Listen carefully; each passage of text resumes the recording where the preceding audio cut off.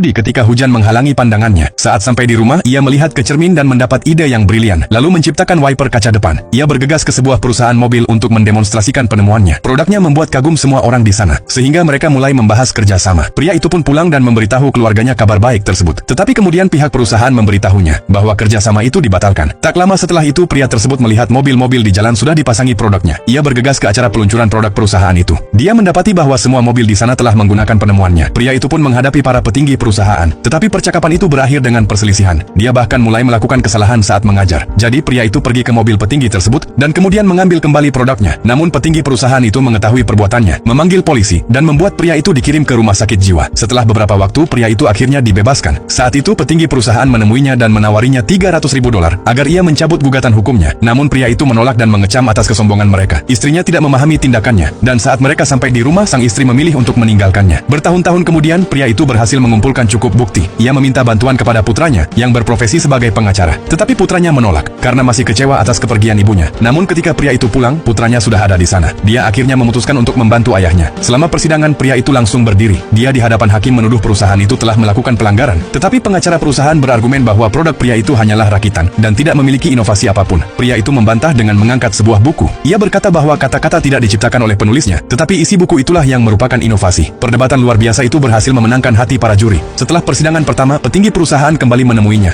dan menawarkan $10 juta agar ia mencabut gugatannya. Kali ini pria itu sempat ragu. Ia ingin menggunakan uang itu untuk menebus pengorbanan anak-anaknya, tetapi mereka semua menolak dan justru mendorongnya untuk terus berjuang. Pada sidang kedua, pria itu menyampaikan tuduhan yang berapi-api terhadap kejahatan perusahaan. Ia berbicara tentang betapa tidak berdayanya orang biasa saat berhadapan dengan perusahaan-perusahaan besar. Kata-katanya menyentuh hati para juri dan membuat pihak perusahaan